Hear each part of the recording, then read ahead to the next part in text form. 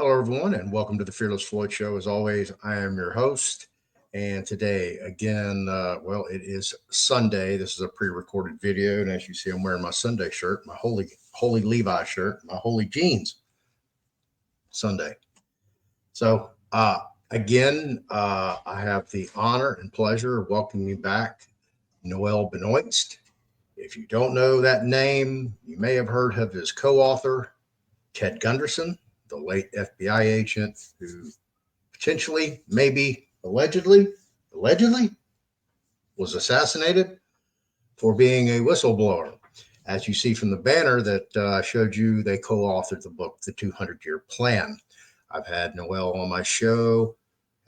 He's, just a world-renowned jack of all trades. He's been in movies with Sharon Stone, Gene Hackman, Leonardo DiCaprio, Quick and the Dead, and some other movies as well.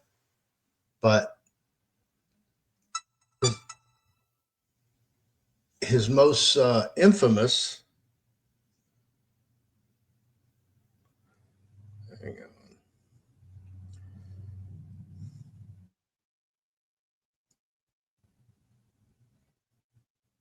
Oh. All right.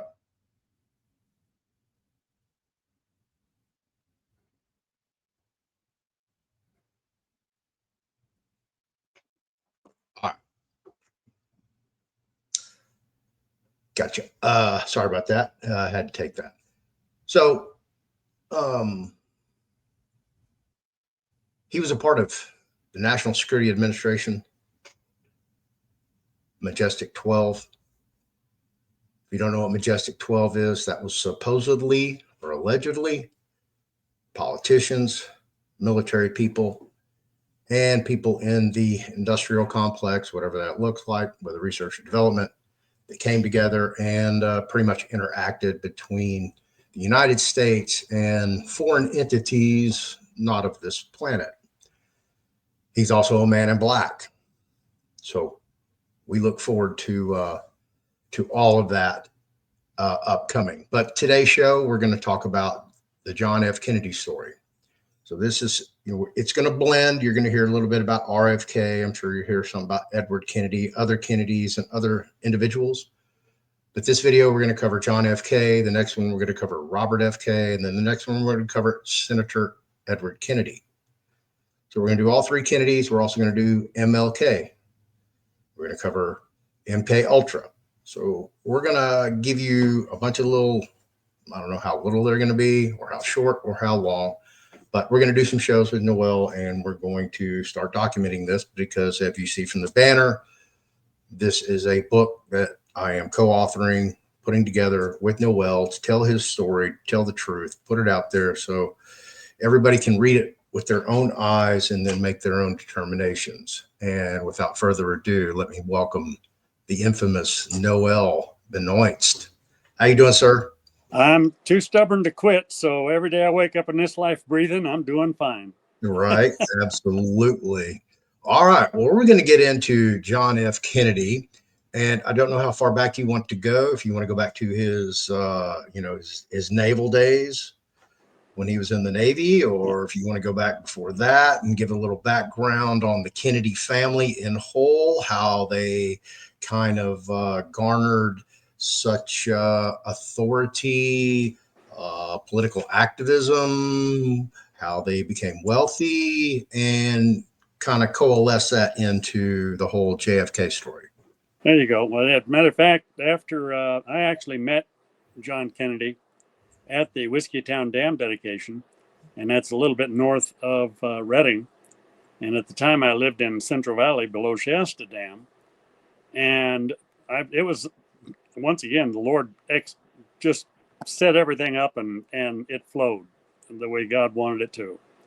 Because I went down and bought a black suit, felt directed by God to do it. Went to the tailor. He told me to go to.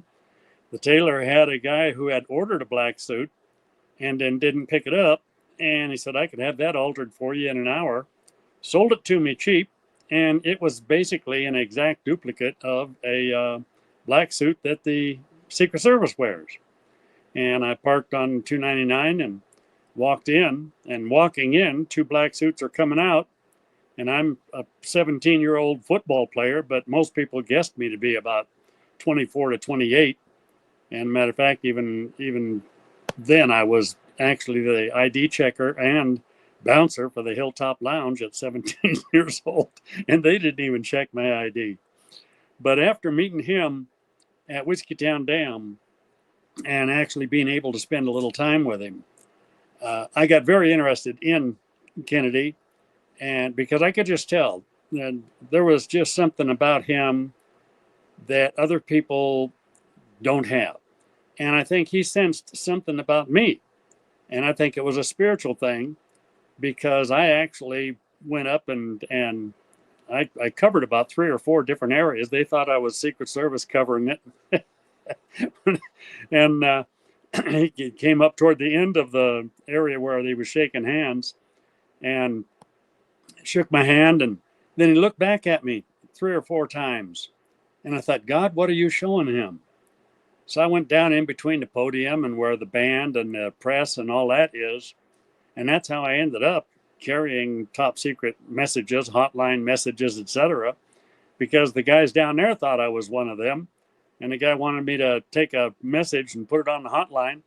I said, okay. I said, who do I tell him wants it? And the guy gave me his name. And I said, you'll have to buzz me in. So he had him buzz the gate. So now I'm in presidential top secret red phone area. And God had that. Don't let me forget, there's a separate story as far as how that goes later, because that was kind of a setup for something later, and having badges now. But he came around the podium, and he looked at me, he says, where are you from? And I said, I'm from our other dam, Mr. President. I've got a home about 3 miles below Shasta Dam. And I said, if you want some of the best sturgeon fishing in the world after the election, come see me. I got an 18-foot glass bar. A friend of mine's got a 26-foot cabin cruiser, and we got a 26-foot blimp on his fish finder. And we tied into a sturgeon one time that was literally towing that cabin cruiser into deeper waters. We finally had to cut the line because he was going to pull the back of the ship under. And so he took my name and phone number, and he said, would you like some pictures? And I said, God, I'd love some pictures, but I don't have a camera. And he said, well, do you got anybody here who does have a camera? And I said, well, I know a couple of the guys in the press box and stuff. He said, okay. He said, we'll pose by Marine Helicopter 1. And this will be posing and pictures for you. And I said, okay. So I went to one of the guys and I said, I'll pay you for the film. The president's going to pose by Marine Helicopter 1. I don't have a camera, so the pictures are mine and they're for me. But I'll pay you developing, and you can have a set, but they're my pictures. And he said, okay. And just in that little meeting, I mean, I got close to President Kennedy in a way that there was just an attachment. I mean, we were linked. And so I started studying more on him, and his PT boat and his event on the island and everything. And later when I got into more official records and all the things that he did, how he took care of his men. And anybody having a hard time making it to the island, he swam back out to help them in. He went back out and made sure every one of his guys got in and was safe. And that's the kind of person he was. Got in where? What island? Into the island. Made it safe to the island from the PT boat that got sunk. Oh, okay, yeah, PT 109. Yeah, there were a couple of guys who were having a little bit of a hard time, and he went back and got them.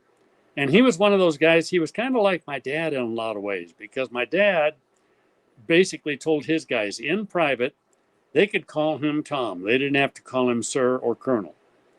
And every Friday he had a commander's hour that was just wide open. And so he was a friend to the guys who followed him, but he was also a commander that they respected, because they knew he knew his stuff. And if he made an order, you better follow it. You know, he would be a friend to you, but don't cross him. And I guess I kind of picked that up off my dad too. Okay. You know, the ethics were there as well as the command, you know, and I'm still that way today. I will work with people, but if they cross me, you know, I matter of fact, some of the work that was being done here, I finally had to climb on the guy and had a little go round or whatever. And he came in and did some stuff after that. And we got some more scheduled because my place was torn apart by weaponized weather and everything. But it really got, and of course, the Papa Kennedy, he was basically involved in illegal booze. They made their money in the illegal booze trade. And, Allegedly. but yeah, but the children, John, Bobby, and Ted all wanted to make up for that. You know, it was kind of like a person. You know, we'd mess up in our life and we repent and then we try to make up for our mess ups. And his three boys, all three of them, were going to try to make sure they made up for everything that Papa Kennedy was involved in. Well, there were four brothers. One passed away, the oldest. Yeah. But the three that were living, in other words, basically John and Bobby and Ted, they wanted to make sure that the more or less the record was cleared and there was a positive rather than a negative as an end result. And Right. of course, they were working together with Martin Luther King to try and get things done there. And they were working all the way across the board, basically for truth and justice. And I know for a fact that Kennedy's loved the way it used to be too. See, before, it used to be that in the Senate and in the Congress, they would get a schedule of topics to cover. And both Democrats and Republicans had to argue for and against each and every issue like a debate. And then they would decide who won the debate, and the winners had lunch for free, and the losers paid for the lunch out of their expense account. You know, so, but it made them understand all sides. And they used to put a cover letter with the law describing the spirit and intent of the law, and then they let judges put the final legal polish on the law. Today, we've got a bunch of politicians who are all attorneys, and they went to the letter of the law. And from the time of going to the letter of the law and no longer having that back and forth debate to present day, we've got a mess. We need to go back to the debate system. Radical Democrats are no good. Radical Republicans are no good. Anybody who wants to basically rule the world and be on top, there's a problem. We are supposed to be, and this is the way that my dad raised me, I know this is the way John Kennedy was. We in leadership positions are servants to the ones we lead. We cannot lead properly if we're not serving them, because what are we leading them into or away from? We're supposed to be leading them into good stuff and away from bad stuff. So that requires a lot of extra hours. So if a person wants to be a leader and they're not willing to put in the hours, go find a job at McDonald's or someplace, because you're not going to do any good for anybody anywhere. But after meeting him there and everything, and then studying his background, and then when he was killed, as I got deeper into intelligence, I was very interested in everything I could find on the Kennedys. Well, when I hit seat 13, so that if one of the 12 was missing at a meeting, I would take a seat. And so that if one of the 12 died, I would be permanently in a seat. At that point, I got carte blanche access. And people didn't know it, but actually our most secret base was the base that used to belong to Hitler that we couldn't find. And it was so good, we decided to turn it into our base. And it was in a little town, a very small town, and not too terribly far from Fürth, the Nuremberg area, which of course was one of Hitler's main areas. And it was called Herzl Base. Now later they turned Herzl Base into a regular military base with like armor and all that stuff. But that's because when I got out, I blew the whistle. And so they had to change their name and change their base in order to hide. And they went down toward the Stuttgart, Munich area and Chiemsee and all that. They didn't know I knew where they went. But when I got in there, I had this little room that I had access to, and records were in that room going all the way back to the 20s, and some of them all the way back to the teens. And we had a great big, like a press and in there, and you could put, great big good sized boxes. You could put about, probably 4, let's say 3 to 4 foot boxes, put 4 of them across every direction. So you'd have maybe 1 row of boxes on there that would be about 16 feet, probably by 16 feet. And you could put that 2 rows high, so you could make it about 10 foot high. And this great big press setup would come down on that and literally turn all of those boxes of papers into pulverized powder and blow it into a furnace. So that room could be cleared of every bit of intelligence with nothing usable in less than 5 minutes. And of course, our guys outside could hold everybody off for 5 minutes or more. So if the enemy came across, they'd have nothing. And I went in there and I had access to it, and I was absorbing everything in it, because that was also the time for the Czechoslovakian crisis. And people didn't know it, but the Czechoslovakian crisis was almost World War III. And they had all of their panzer divisions in the invasion valley. And we knew that if they launched an effort, they would have taken Germany in probably 2 hours or less.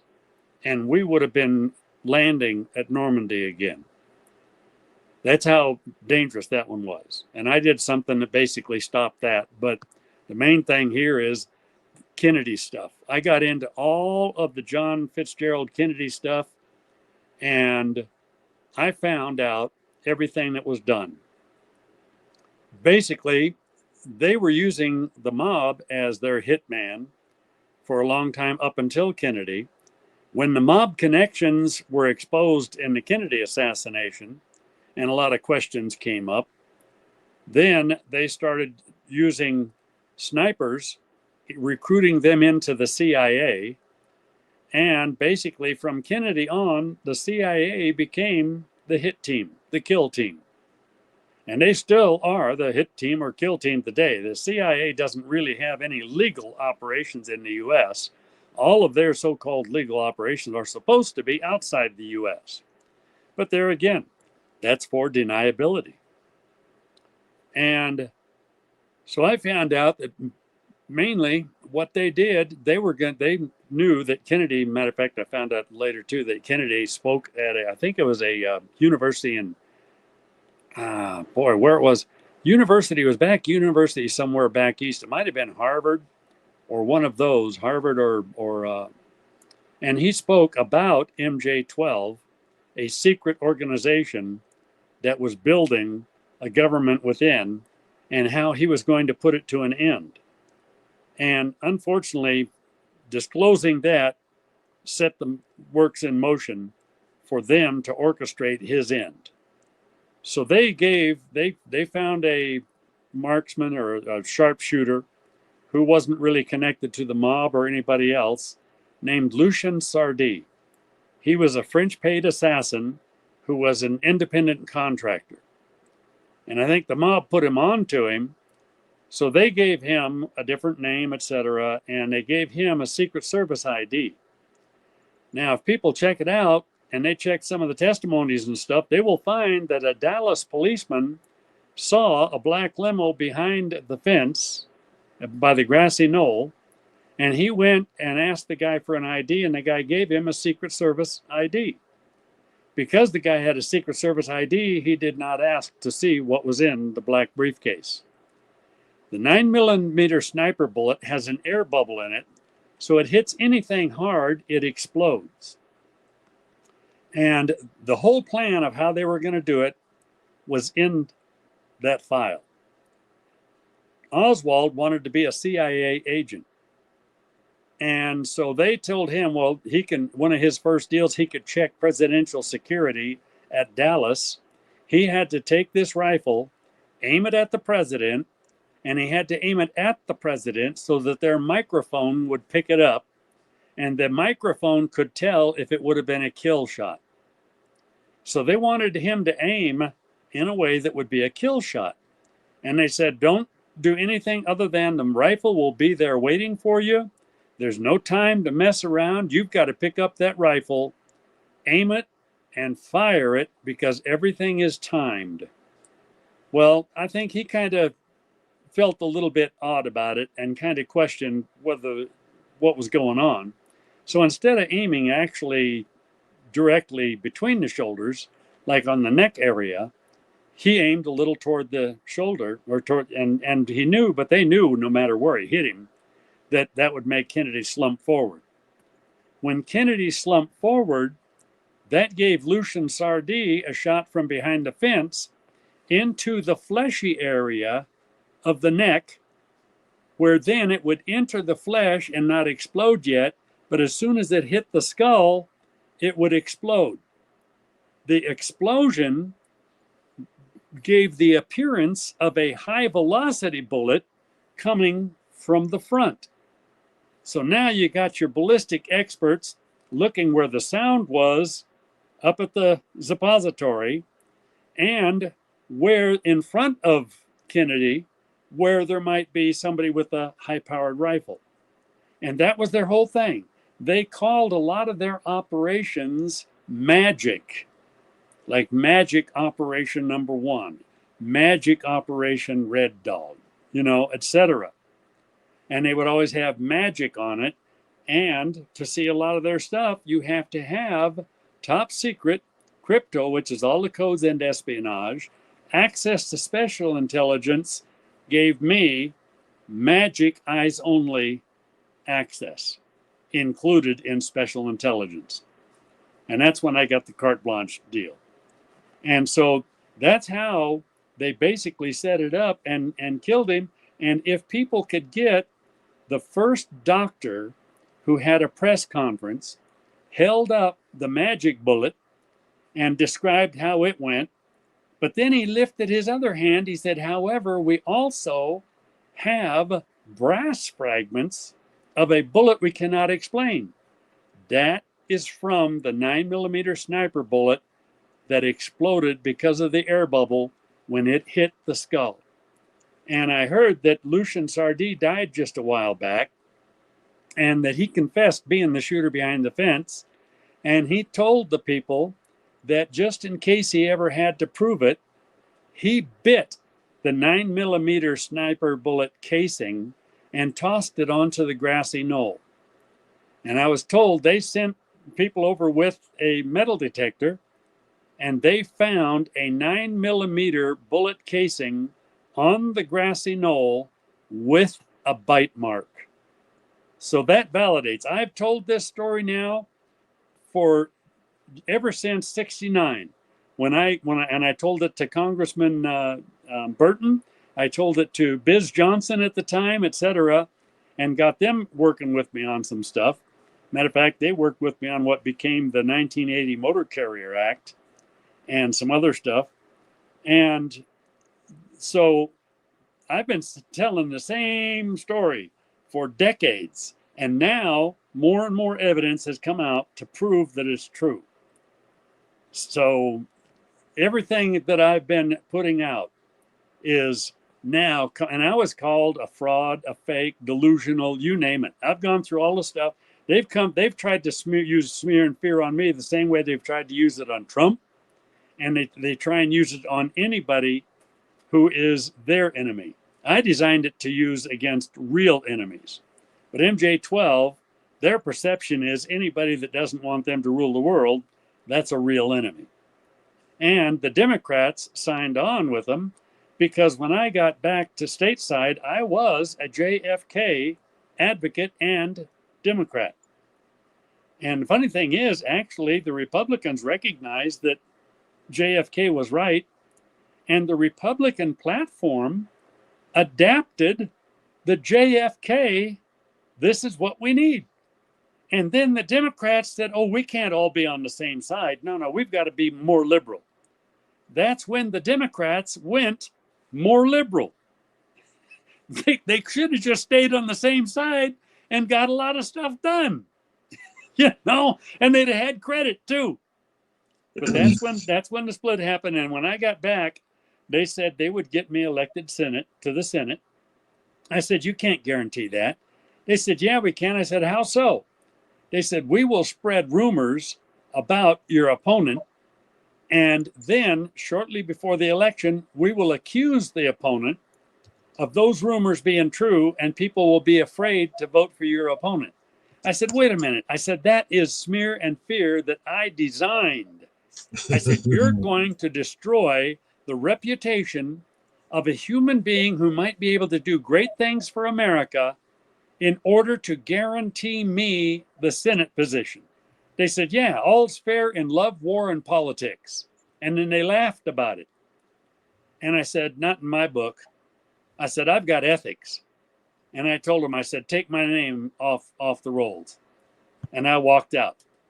And so then I ran a write-in campaign for state Senate and I put in there, America needs to return to God and country, family values, truth and honesty.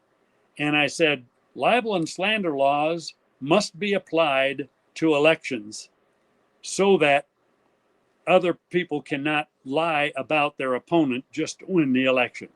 And I campaigned for that, and I know I wouldn't get elected, but I wanted to get the issues heard. And I wanted to plant a seed that would be a matter of record, And one of the things I had is marijuana does have some medical value, but it also has some medical dangers.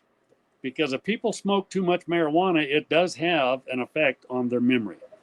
People under the influence of marijuana will think that they did something they didn't do, and they'll think they didn't do something that they did do, because the mind becomes a little bit delusional, So anybody for medical marijuana really needs very close supervision to see what's going on with their mind.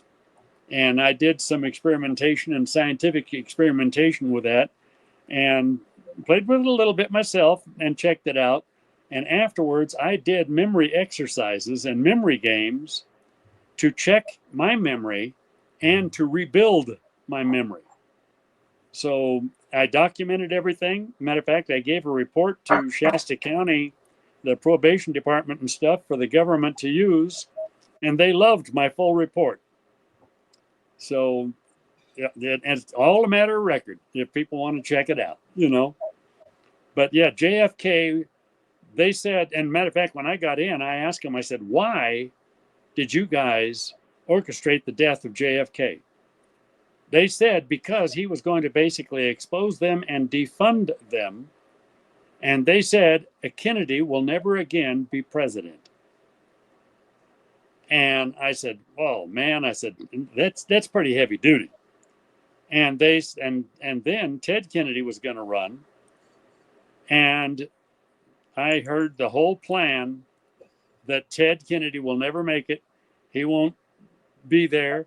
He'll either be dead or disgraced. And they laid out the Chappaquiddick plan because Mary Jo was paid $5,000, promised a trip and a home in an area that has no extradition, and they were going to give her $75,000 a year for the rest of her life. she had to go to Ted Kennedy at the party, tell him that she's having a miscarriage and her medication is at home, and the only way to home was going through the Chappaquiddick area. They dusted his steering wheel, and this can be scientifically checked. Speed and PCP will absorb through the skin. They dusted his steering wheel. They knew his driving habits. They had his psychological profile. They had his physiological profile. And they dusted his steering wheel so that every time he touched the steering wheel, he was getting more. And they knew he would OD at Chappaquiddick. So then he looks out and sees the boats out in the water. And all of a sudden, he's not in a car, he's in a boat. That's why they went straight off the pier. The thing they didn't count on was the cold water of Chappaquiddick waking him up enough for him to get out of the car. Okay. We'll get into that Kennedy story later. Okay. So there you go, off track. Yep. Well, they kind of tie together because of John Kennedy I get it. assassinating him, and then they were hell-bound for election or whatever. No Kennedy ever will be a president again. And to me, this is supposed to be the highest branch of law enforcement, basically committing the highest, most demonic form of treason. Assassinate a president of the United States, and then when Bobby was running, boom, they go after him, and they go after Ted when Ted decides to run. To me, every one of those 12, basically, the penalty for treason is hanging, and I think they ought to be hung, and then circulate a picture. Let people who are thinking about doing something like that in the future see where they end up. Yeah, I have to agree with you on that matter. And it's like, look, I don't want to see anybody executed and killed, because I know that, I've clearly stated on my show, Texas has executed innocent people. I know they have. Right. They're getting ready to execute another one, John Falk. So, yeah. I had one of them ask me one time, one interviewer, they asked me, well, do you believe in the death penalty then? I said, yeah. And they said, well, what about, it's wrong to murder, it's wrong to kill. And I said, murdering somebody, an innocent person, that's wrong. But I said, it's a matter of responsibility to put the killing or wrong to an end with just one more death. They had a guy that was in prison, and he ended up getting paroled. He killed 24 more people before they caught him again. Those were all innocent deaths.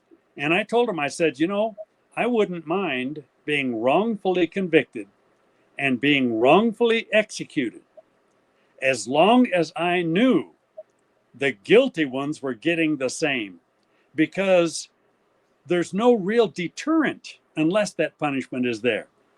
And I said, with me, I know I'm innocent, so I'm going to be in heaven. So if I got hung wrongfully, it's only going to last momentary, and then I'm in heaven with the Lord. And it's great there. Martyrs who were martyred for the Lord. Peter, crucified upside down. He was innocent. When they wanted to crucify him, he said, I'm not worthy to be crucified right side up. Crucify me upside down. And he had no problem with that. Right? Look at James and all the rest of them, So it's sad that we don't have a perfect society and that we can't really tell the innocent and the guilty all the time. But that's one of the reasons we've got to take care of this deep state and put them to an end, because they are the biggest assassination group of innocent people. They frame innocent people. That's, I don't know, that one case, I mean, they might be involved in that case that you're talking about, because who knows? That person may have talked to somebody about MJ12 or whatever, may have inside knowledge. Oh And no, the person I'm talking about, I was in prison with them, and yeah, I'll tell you the little quick story. Jerry Martin, he landed on the wings, the cell block that I was on, and as soon as I met this guy, I knew straight knucklehead. This dude's nothing but trouble, you know. And when you say that about somebody in prison, that's really putting a jacket on them. yeah, So I avoided the guy. And of course, he got in trouble having a relationship with a nurse, and they locked him up. So when he got out, he hatched a plan with a guy who used to be in the cell next to me, John Falk, who had done over 20 years flat for a murder and was doing a life sentence. So he was getting ready to come up for parole. More likely than not, he had done enough time. He was probably going to go home, but they decided they wanted to escape. So, yeah. So this was their plan, that when they were out in what they call the field squad, garden squad, hose squad, you know, whatever you want to label it, it's a bunch of people out there with hose. Okay. They call them Aggies. They're like heavy duty hose. yeah, And they're flat weeding, sideline, and whatever, taking care of the turn rows. Well, there's usually anywhere from 8 to 30 people per squad, just depending on, you know, the unit. And they have one officer per squad. Then they have what they call the high rider, who sits away from all the group of offenders and their correctional officers with a long gun. So yeah. he's the a one. sniper. Yeah, she's supposed to be their sniper. Well, Falk went up to hand his watch to Officer Jefferson. Jefferson reached over to get it, and when he did, Jerry Martin went around the other side of the horse and pulled out his .357 service revolver. So that had probably 5 or 6 rounds in it, 6 max, 5 maybe. So they take off running for this Huntsville, Texas municipal utility truck. They make it to the truck, but in the meantime, there's this major shootout. In this major shootout, I mean, this happened within the prison grounds. Okay. This wasn't like outside. Usually they have agriculture outside the prison. Right. Well, this was actually inside the prison within the fenced area. So they actually went the wrong way when they left the prison unit. They went into town instead of jumping on the freeway. They drove right into town, a bank that's a block away from the sheriff's office. And somehow, with those 5 rounds, they killed the high rider, Susan Canfield, who's the furthest away from them. Remember, Falk's been locked up 20 years. When's the last time this guy fired a handgun? Yeah. Accurately. Jerry Martin, who the hell knows about that clown? But that's how Falk got caught up. Jerry Martin, they both got sent to death row with a kangaroo court in Walker County, Texas. Both got sentenced to death. Jerry Martin gave up his rights to appeal, waived them. They executed him. Falk's still fighting his case. Wow.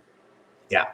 Man. So, yeah, I know, it's a crazy story. So, they're going to execute him, and, you know, no way they killed her. The actual other officers are the one who killed Canfield in this, you know, because all the inmates, the offenders, they're all witnessing everything that's going on. They're all on the ground, you know, but still paying attention to all the chaos.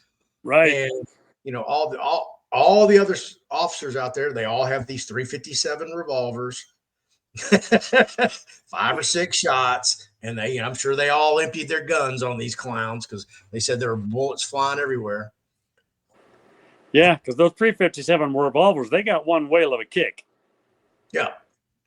And, you know, I don't know if when they were captured, whether or not they had expended all their ammunition in that particular firearm, or if they still had ammunition left. It's a big old questionable thing. They just covered that up. Yeah, it's sad.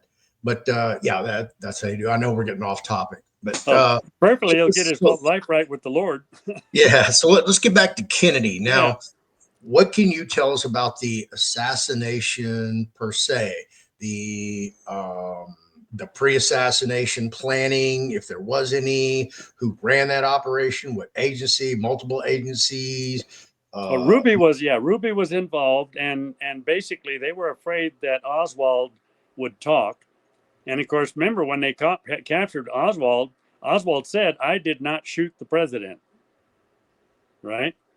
And so, because as far as he was concerned, he didn't load the gun with live ammo. So it wasn't him shooting the president, it was whoever put the live ammo in there.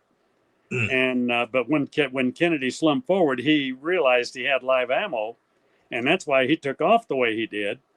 But they had Ruby and everything; they had that all set up to basically make sure that that none of the info would get out. Oswald wouldn't have a chance to talk to anybody. And one of the Texas cops that should have prevented Ruby from getting to Oswald was involved. They basically told him, hey, they will try to convince people. So they told him, hey, man, this guy deserves to die because he killed the president. We can save $1 million trial and appeals and everything. Right. So we're going to take care of him. And Oswald doesn't, or Ruby doesn't care if he goes to prison, and he can claim temporary insanity. So they set all this stuff up so everybody would think that it wasn't all that bad. It was really serving justice. And they play him for a patsy. And then the cop that was there that should have stopped Ruby, he's not going to say that he was involved. So they know he's going to stay, shut up, not say anything. And then they use their power for the Warren Commission thing to be the official report, and it wasn't even close to being true. No matter where it came, the Warren Commission report that disagreed with a high velocity shooter, that disagreed with the shooter behind the fence, that disagreed with the magic bullet. There was nothing that could really agree with the Warren report, Right. But they slid that by. That's the official report, Okay, so who set up the assassination of John F. Actually, yeah. Well, one of their sergeant at arms for a long time was Who's there? MJ-12. In other words, the 12. Yeah, the 12 at that point in time, the 12 they formed in 47, and the 12 main people were solid by about 52, 53, 54. As a matter of fact, I got some of the names of the original 12, and I looked on there to double check myself. And one of the original 12, there were like 3 or 4 of them that really wanted to do it right. And they were influencing some of the others. Mm-hmm. So if you check the names of the original 12, you'll find that 3 or 4 of them died within the first 4 or 5 years. Those were the ones who wanted to do stuff right and trying to influence others. So by 1951 or 52, MJ-12 was basically becoming deep state. They were starting to form the government within. And the FBI director, I said his name earlier, I had 2 weeks or a week of missing time. They messed me up on names, but doggone it. The FBI director at the time, I mentioned his name. You remember what I said his name was? Which director? The FBI director. Oh, J. Edgar Hoover. J. Edgar Hoover, yeah. I should remember that because Hoover down. But yeah, J. Edgar Hoover was more like their sergeant at arms for a long time. And J. Edgar Hoover focused on getting dirt on every politician in D.C., on every governor, and on every representative within the states, so that he could use that to influence them to go along with what they wanted. And he was their basic blackmailer. So he's the one who set up the entire JFK assassination? He was involved in it. They said what they were going to do, and then he was involved in basically assigning people where the hole would be open, getting people to look the other way. J. Edgar Hoover probably talked to the Dallas cop who should have prevented Oswald and said, hey, look, man, this plan is going on. You know, we don't like this son of a gun. We don't want to spend money on him.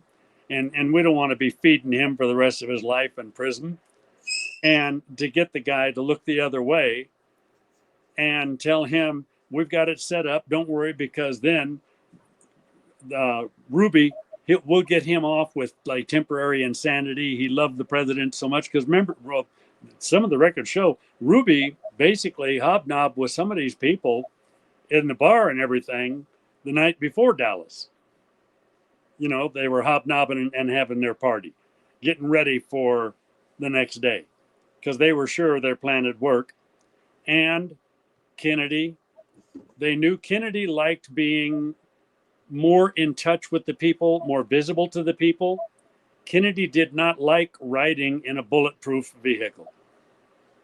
So they used that against him, you know. And so, and then they had basically CIA ready for backup. They've always got plan A, B, C, and D, and E, and F, you know, so that they can switch if they need to. But the one that they carried off was the primary plan. And unfortunately, because of the way things were and the power that they had, people were really afraid of, people in the government were afraid of MJ-12 at the time because they knew that group really had power. They would be the political death of you. And they knew that they had already taken care of a few world leaders one way or another. So, and that's the kind of stuff that they did or orchestrated. But they wanted to orchestrate it because they wanted deniability. And then their excuse for not telling the president the whole truth was, number one, he might be a communist. So we can't tell him the whole truth. If he's not a communist, if he's pro-America, then he needs deniability. So if he doesn't know, he can deny knowing.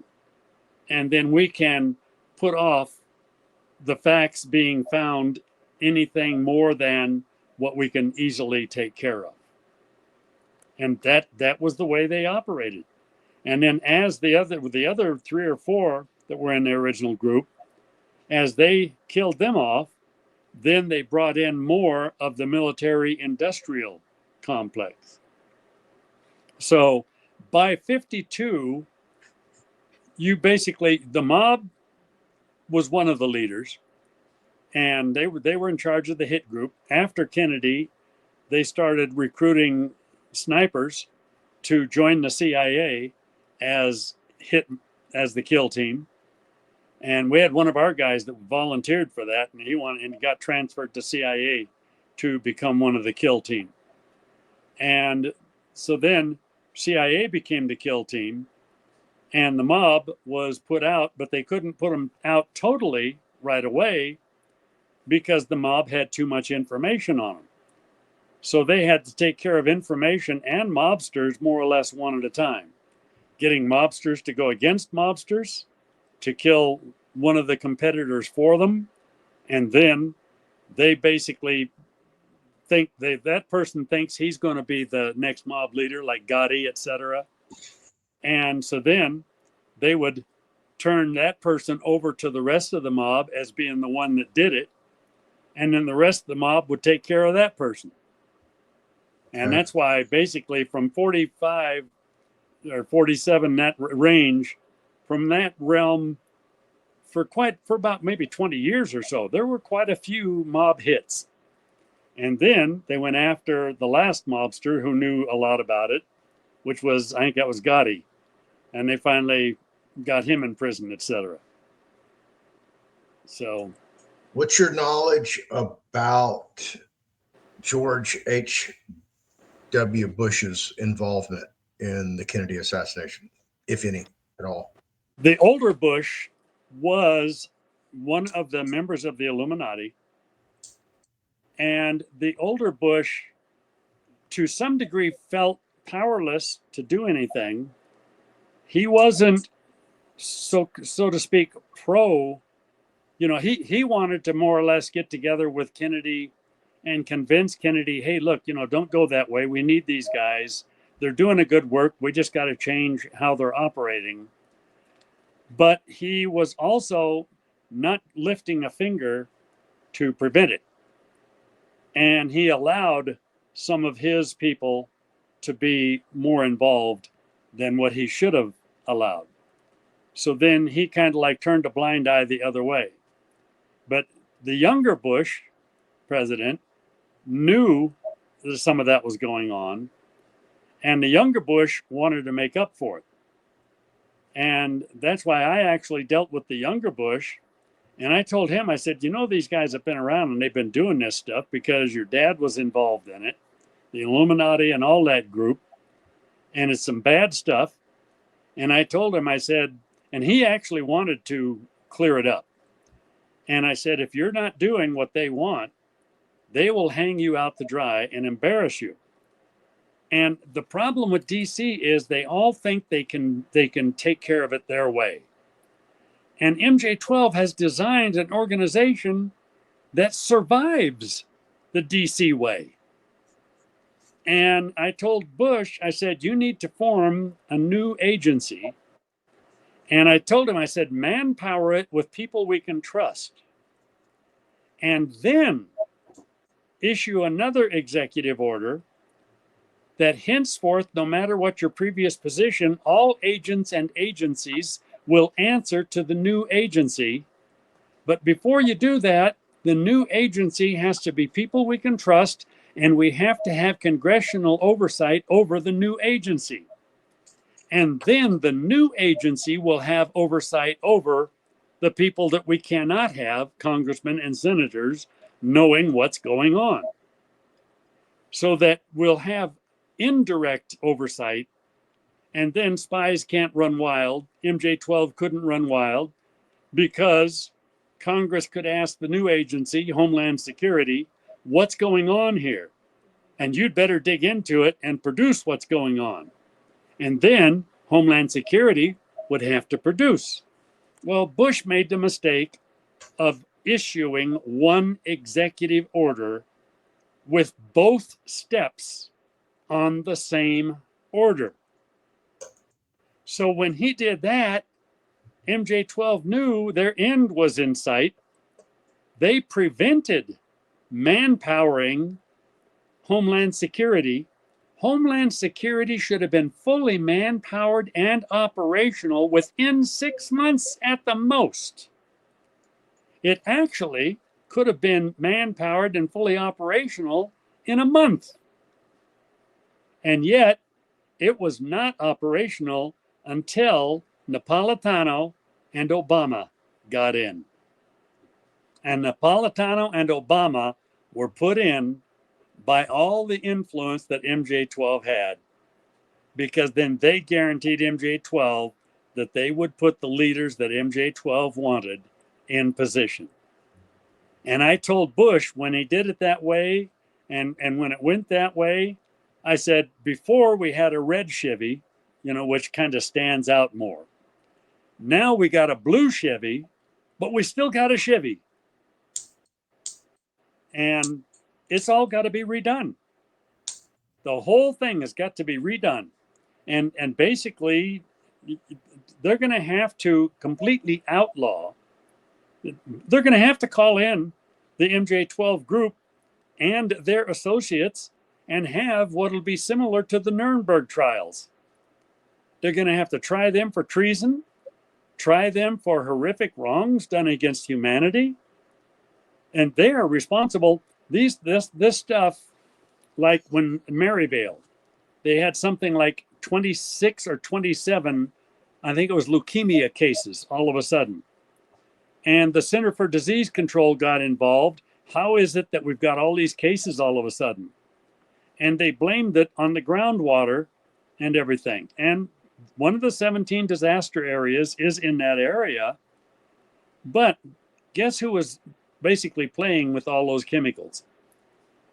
MJ-12 was allowing all of those chemical deposits to see what they would do. So then they know what chemicals to spray in order to induce leukemia, childhood leukemia, brain cancer, lung cancer, heart disease. There's about 20 deadly diseases that they can now induce. And in 1954, they Define found, spray. pardon? Define spray, because you said that Yeah, there's. that's what I was going to get to now. In 54, they found a low frequency sound that they weaponized. They can hit a person with that and lower your immune system. And then these chemtrails in the sky, they go over the area where their target is, and they spray those chemicals in that area.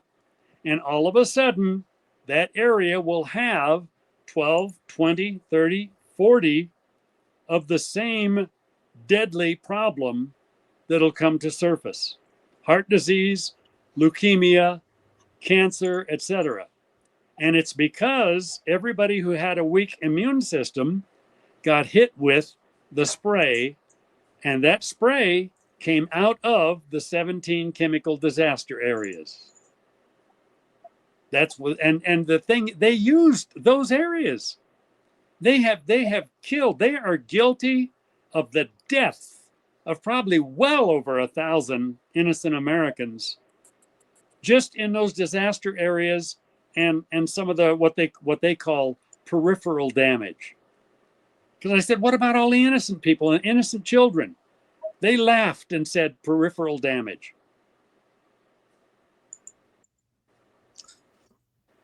I'm sharing the screen. Oh yeah, the These. chemtrail up there. Those are chemtrails right there. Yep, Right. and then those chemtrails are spreading out. And those chemtrails seed all the clouds in the area. So then those chemicals are coming down in the rain, they're coming down in the atmosphere, they're coming down in the oxygen. And this is one laying a chemtrail, and this is one flying out of bush. That's a passenger airline. Yeah. See? That's not leaving a contrail, a condensed trail, No. or a chemical trail. Yeah. And the wide one, that wider one, is the smaller one expanded as the chemicals spread out. Yep. Yeah. So America, I mean, as far I believe that the count could actually be up in the millions. And as far as I'm concerned, every last one of those people should face the same thing that the Nuremberg trials faced. Well, that's why we have so much early onset dementia, Parkinson's, Alzheimer's. That's right. Cancer. All of these are coming from what they're spraying in the air. Most people, don't realize that, but that's right. I tell everybody this: there is no such thing. Okay, whether it's produce, an animal, a beverage that is 100% organic, it does not exist. Simply because chemtrails. And this is one of three primary areas why they killed John Kennedy and Bobby and went after Ted, because John Kennedy was going to expose them and stop them, and they call the chemtrail thing good for the medical industry, good for the economy, and population control. And I told them, and I found out that they're stirring up wars. They're causing wars. They're training terrorists, stab them in the back. Bin Laden was trained by CIA. Then they stab him in the back and he becomes a terrorist. And they said, we will prove to the world that the world cannot get along without us. That's number one. Number two, I read this stuff. Kennedy was going to get rid of them. He was going to propose a world alliance, not a one world rule, but a world alliance for space exploration. And he was going to expose the ships that are in reverse engineering, that there is stuff out there. He was going to propose a space exploration economy, exploring space, sharing what we bring off of other planets, etc., and sharing that economy as a world alliance and partnership. And Kennedy is the only president that ever died. Every nation in the world sent their regrets. The Kennedy economy would have worked. So, them being exposed, the economy they want, which they also call population control, those three areas are there. Basically, strike 1, 2, and 3. Kennedy is dead. And then they got into MK Ultra after that, because they were going to make sure that they could make everybody feel like everything is wonderful. And they haven't released marijuana for the medical uses. They've released marijuana because in the countries where they smoke a lot of marijuana and opium and stuff like that, the people are no problem for the authorities. The authorities are the ones that stay straight, and then they get the people who are high to do what they want them to do. And basically, if somebody's high like that, being a slave, no big deal. They don't even realize it. Okay, so Kennedy brought in the basically the NASA administration. Yep. Okay, so that came in from Werner von Braun in Operation Paperclip from Germany. After World War II, we brought in it was actually a competition between Russia and the United States, yep, and Germany to protect its own scientists, but to get in there and get that technology, to get that knowledge, get those researchers, right, and bring them back in the United States, without raising an uproar about letting Nazis run our space program. But that's basically what has happened. I've had the privilege of being in the training facility at the Johnson Space Center for, they got the Artemis thing that they have going right now. They have a mock space shuttle, the lunar modules there. They have spacesuits there, all on display. Because I had all access, I was able to just walk up and touch this stuff.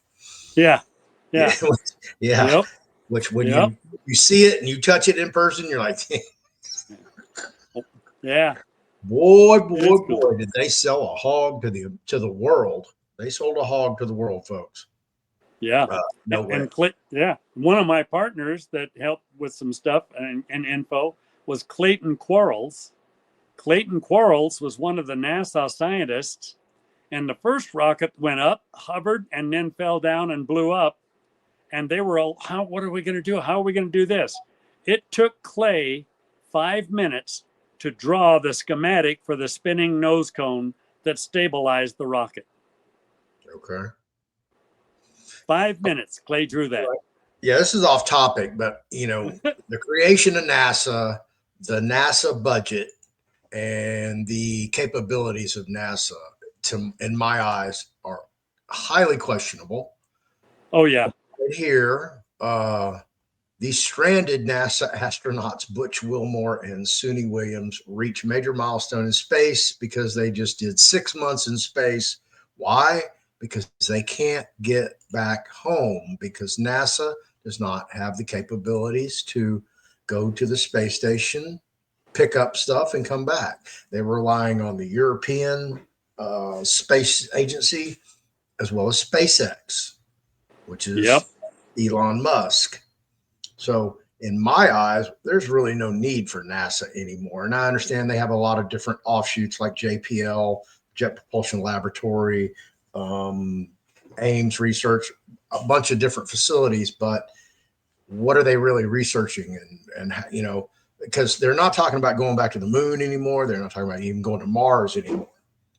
Yeah. So why would a country who has clearly conquered space, been to the moon, not gone back to the moon to harvest the resources off the moon? Why would you stop that program going from A to B and then creating a space shuttle that just basically does laps around the Earth and feed the space station? Yep. doesn't make sense, because you kind of digress, and now we've digressed even further to where we don't even have anything to go to the space station and do that cycle. Yeah, like and they have. those answers are actually in their future planning and in Uh-huh. reverse engineering at Roswell, and Okay. that's one of the reasons they want to rule the world and declare their alliances and allegiances the way they want. And apparently now they've got basically, I guess, some pilots who can think fast enough to fly some of the stuff they've got, and learned how to fly it to the degree where they can control it. The Right. ETs basically, they think faster than we do. You Yeah. know, Well, yeah. yeah, It's their because mind that's processes stuff faster. well, we're dumbed down. I mean, that's just, Yeah, your that's right. pituitary glands calcified. Yep. You've been drinking Yeah. fluoridated water your entire life. So yeah, it Yeah. sucks. All right, let me ask you this: the next potential culprit, Lyndon Baines Johnson, LBJ. Did he have any involvement in this? Did he set it up? Was he screaming for power? He heard about it. He didn't believe it could happen. His unbelief made him a patsy. And when they did it, it scared the tar out of him. That's why he didn't want to run again. When he was in, he tried to do as many of the Kennedy programs as he could do and did not want to run again because he did not want to deal with MJ-12. And basically, even though I'm in the ministry, I got to put it bluntly, he was scared shitless. Yeah, You I can know, imagine. yeah, because they were good at doing that, because they basically told him they would grind everybody he loves into hamburger in front of him on a fishing trip, feed the hamburger to the fish, and he would see all that go before he went. That, Absolutely. and that kind of gets a person, especially when they did, and they got away with what they did to John Kennedy. When they got away with it, then Johnson was like, "Hey, I'm here for as long as I'm here, and let me out of here." Right. He had his heyday when he was a senator and wielded all that authority and power up in Yep, D.C. And then when he came VP, he was like, my star is that's losing right. luster. And then Yep, he became president, and then he got that visit yep. and got And the thing is, you self-fulfilled. saw a big difference in him after the JFK assassination. Huge difference. Yeah, Yep. it looked like he really didn't want to accept that position as ascending to the presidency, but Yeah. it is what Yeah. it is. And he Yeah, because he did. was scared, and he just did basically. They let him do some of the Kennedy stuff, and then, bow out, and of course they used that then to also bring a lot of other senators and congressmen and stuff in line. Right. Yeah. Oh, absolutely. Now, let me ask you this, because there's an important act that happened in 1964 that most people, they don't even think about this. Think about what Kennedy did, what his goals were as far as removing the Federal Reserve, having the United States create its own U.S. dollar. But during LBJ's term, he enacted the Coinage Act and took the precious metals out of coins. So, was that a direct order from the Illuminati, Majestic Yeah, 12? Okay. yeah. They because they said those who hold the treasure in the latter days rule the world. That's another reason they're actually trying to use up foreign oil, because I know of an oil field and it's got a government cap on it. It has enough oil to supply America at our current usage with growth. Even if we had 2 world wars, that one field could supply enough oil for 3,000 years. Yeah, I believe it. I And believe it. It's, yeah, and they said, hey, whoever has the treasure and controls the oil controls the world. right. And as technology improves, more discoveries will be found for all types of elements. Yep. So that's why you're seeing all these new discoveries of these multi-billion-dollar deposits of iridium and Yep. all this different, Yeah. We ran a hydrogen power motor off of pure hydrogen, but now they're using a different splitter, which then makes it dangerous. And they want to use the hydrogen cars. explain splitter. The hydrogen. Well, you've got hydrogen and oxygen. Splitter. You said a hydrogen splitter, which makes it splits the hydrogen oxygen molecule. Right. Okay. And it splits the oxygen off one way and the hydrogen off the other way. Mm-hmm. And that's how they get hydrogen for fuel for the space program, etc. Yep. And Clay came up with that, and he ran in 1964, I think it was, Ford Falcon, coast to coast from basically Florida, NASA, to California and back to Florida on one 12-gallon tank of water. With a hydrogen processor engine running on. And the engine ran 24/7. So during the night, you could run lights off of like a little generator, etc. Wow. Yeah.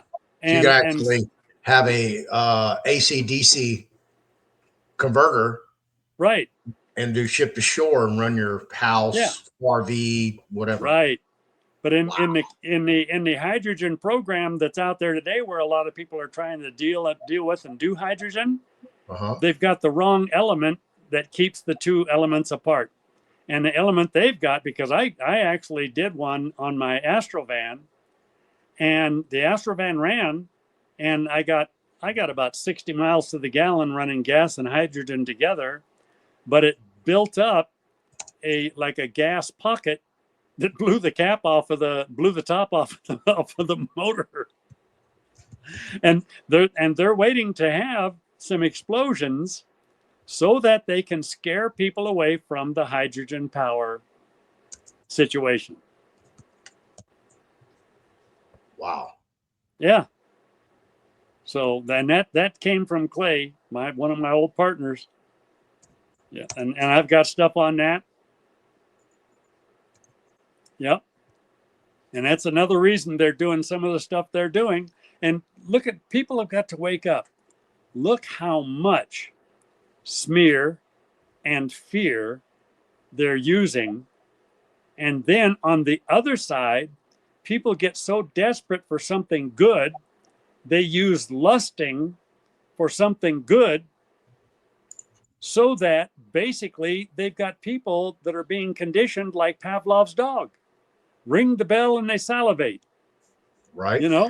Here it is. We'll give you this. They go for it and forget about the rest. Okay, we'll forget about that. I want this.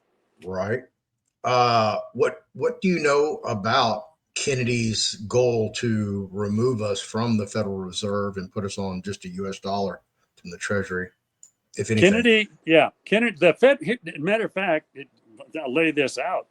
The Federal Reserve back then got 5 cents per note, no matter what the note was, $1, $2, $5, 10, 20, 30, 40, 50, etc.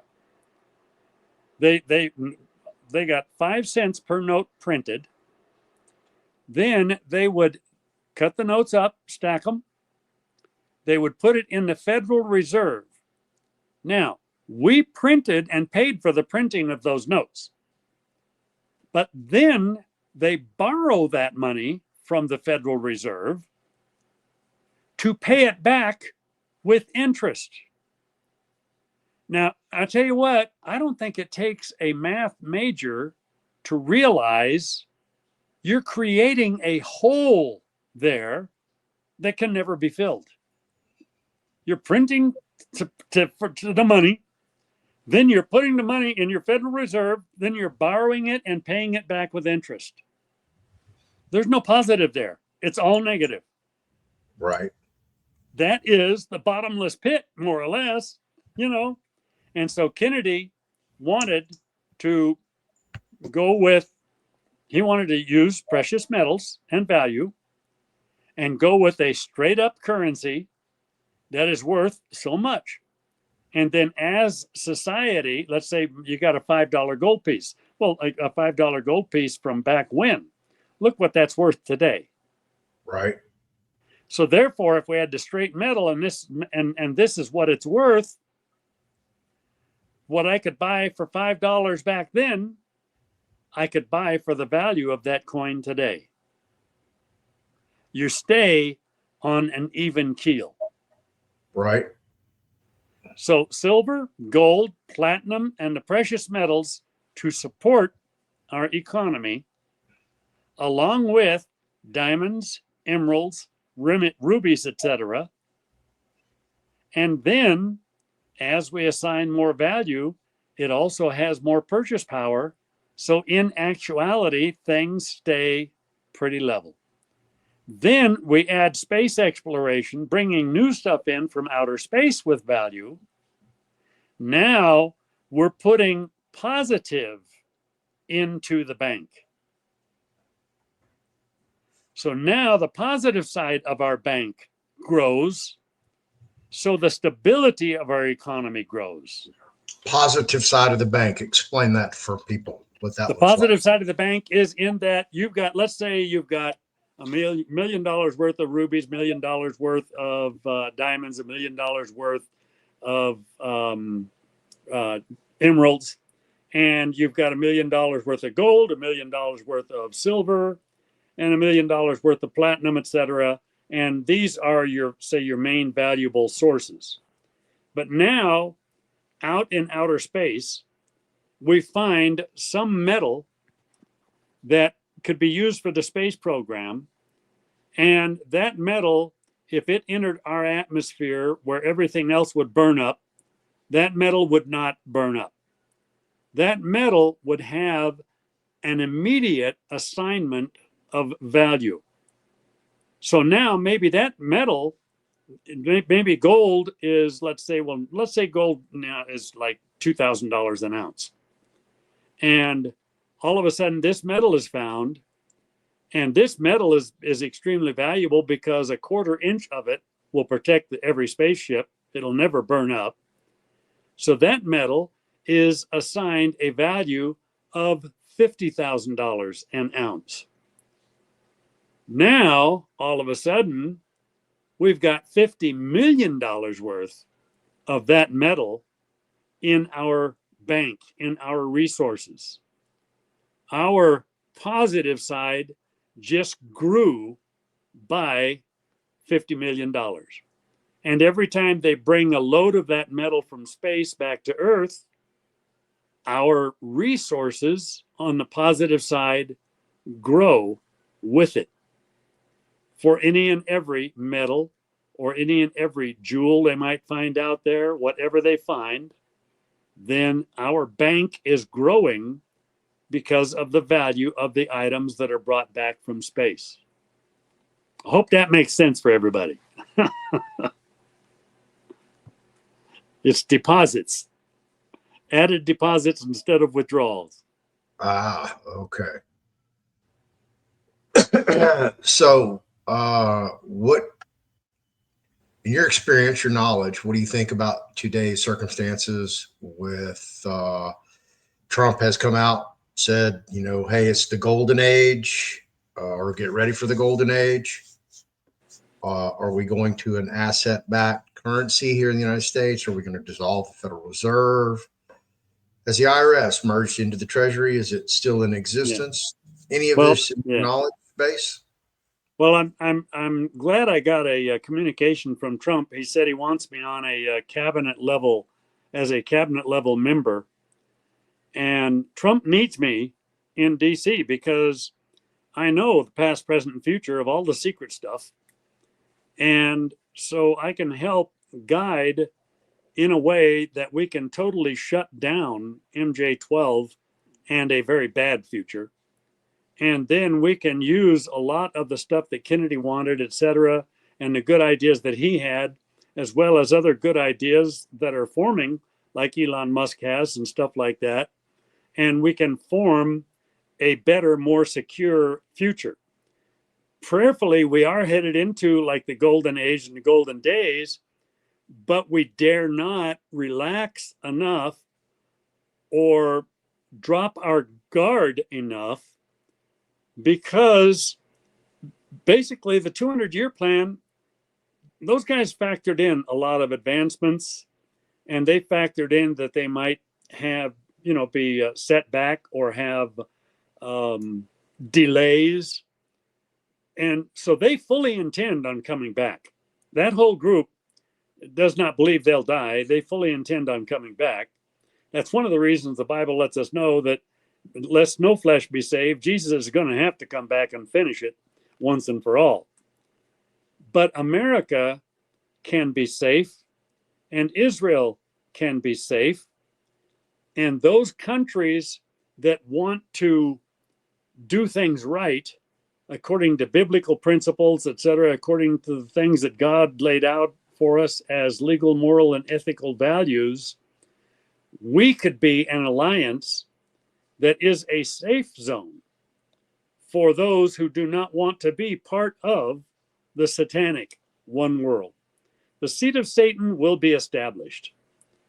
So since we know that, then the only thing we can do really is make an alliance whereby America is the leader of the alliance. That's the New Testament promised land. And Israel is, say, second in place in that alliance. And the Muslims got a promise, if they do it right and do it peacefully. The Islamic thing is the radical jihad, the physical jihad, kill them all. Muslims believe God is a loving father, and most Muslims believe that they are like half brothers and sisters to the Hebrew children, and they know that the Hebrew, the Christians, and the Muslims worship the God of Abraham. So we actually have the same God. We've just got to work on some of the particulars a little bit. And so, and hey, I've actually had a lot of Muslims become Muslims for Christ because they realize God is the loving father. I told them, hey, a loving father who is all knowing, all powerful, is and who loves everybody, all of children, so much that he sends his only begotten son to do what nobody else can do.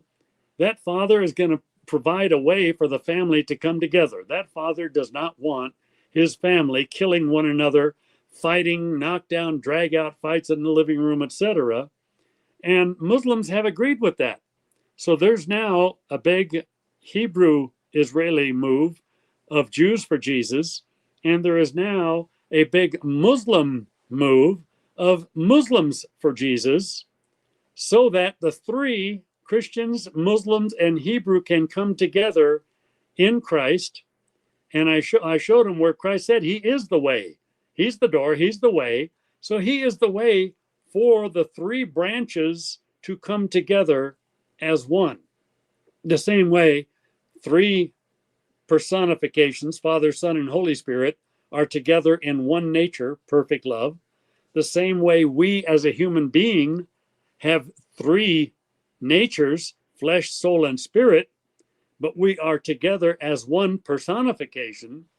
God can bring three and even more than three together as one. The God equation is 1 times 1 times 1.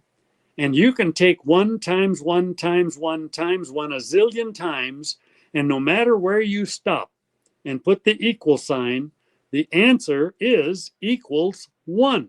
That's the God equation. And that is the equation that can bring the countries that want to follow the God of Abraham together as one, working together as one. And then we are the safe place for the children of God. Because God said in his word, he will keep his children from suffering. But his children have to choose to accept the way that God wants to keep his children from suffering. And that is through Christ. But through Christ, we embrace the Hebrew history. Hey, you're Hebrew, you believe in Christ, he's your Messiah, then we're family. Hey, you're Muslim, you loved Muhammad and all that, but you know Christ is the way, you're Christian, Muslim, you're family. And we've got to come together that way. And that's what God wants in order for the rest of this story to come about. Because Satan's seat will be established, and then Christ returns to bring it down and to bring down Satan, the Antichrist, and the false prophet, and to deal with them. And then they're wrapped in chains, and we've got 1,000-year millennial reign. And 1,000-year millennial reign is going to be basically cleaning up the earth, and I'm positive space exploration will be in it. And we're going to have powers to do a lot of things that we can't do as humans now. As a matter of fact, when that happens, I'm positive we will be able to think as fast as the ETs. And in the original Hebrew language, the term for angel meant messenger from God. So a lot of those ETs out there are messengers from God, and the bad ones out there are fallen angels and fallen creatures that fell, that went with Satan, etc. The good and the bad have got to have some place to be and some place to stay. So you've got heaven, but you've also got a lot of stuff that God created in the heavens, plural. The original Hebrew in Genesis is plural, in the heavens. And as a matter of fact, there was a little misnomer in there, because when in Genesis 1, in the beginning was the word, in the beginning basically was the world, and it talks about the world being without form and void. The word for without form and void is tohu and bohu. The actual picture translation of tohu and bohu is a ruin, a desolation, which agrees with Isaiah when Isaiah said that God did not create the world chaotic, and all of the other prophets, etc., that talk about God creating the world with design, etc. And down in South Africa, or in South America, they found a stone door that had a Plegosaurus Rex carved on it, and it's an ancient stone door. So when all of this stuff is happening and Adam and Eve are in the garden, number one, if dinosaurs are roaming around the earth, then Adam and Eve didn't need time. We don't know how long they were in the garden. Basically, God created time, and he started creating time for man.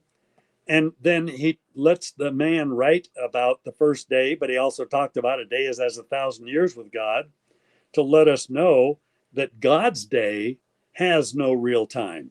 There is no time in the Lord, and there will be an era come where time is no more. So there's actually an era, BT, before time. That's when the dinosaurs and the angels and all that roamed the earth. And then there's an era where Adam and Eve were in the garden, and time was talked about in order to give birth to time, but we don't know exactly how long they were in the garden. They did find the human footprints of man in the La Brea tar pits, and they said that they were the human footprints of 20th century man with a dinosaur print that stepped over that footprint. So Adam and Eve look just like us. And science has now found a common gene in every man, woman, and child on earth. They've named it the Adam and Eve gene.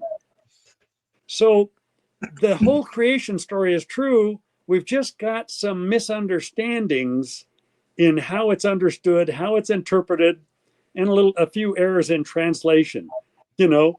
So we are coming to know more as time goes on, and people can't be totally locked into some of the things that are in there because they missed too much. So a day is as 1,000 years with God. Well, then you could take the 7 years of creation as 7 days of creation as 7,000 years. There was a 7,000 year transition period.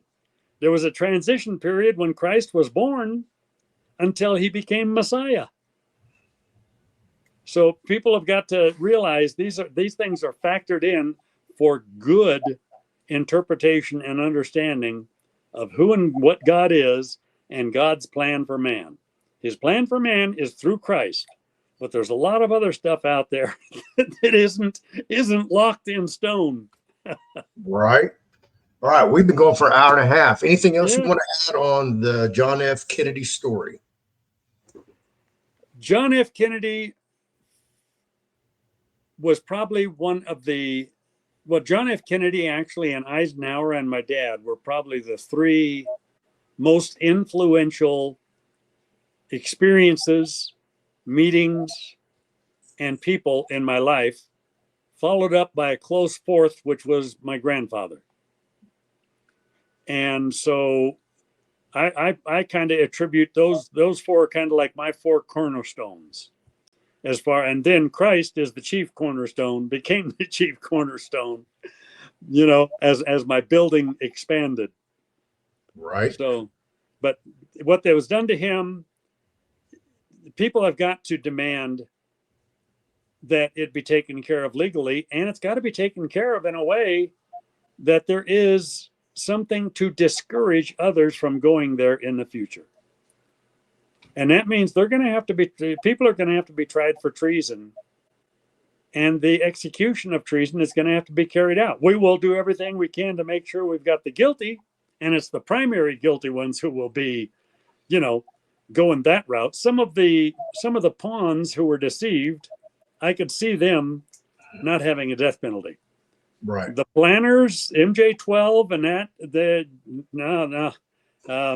Quite frankly, if they want to make me the guy that pulls the lever that drops the trap doors, I would do it. I would do it. And I'm a man of peace. I love life, but that's one lever I would pull. Be Johnny on the spot. I get it. You betcha. Let me ask you this about his wife, Jackie Bouvier Kennedy. Oh yeah, that's an area there too. Yep, it's a big area. So yeah, you want to cover that, or do you want to jump in and do a? No, we can actually cover that fairly short because all these outfits are putting Marilyn Monroe having an affair with John Kennedy and with Bobby Kennedy and all that stuff. And what it is using smear and fear against the Kennedys and against Marilyn and against anybody in that whole realm. Because I saw all the documentation and everything else.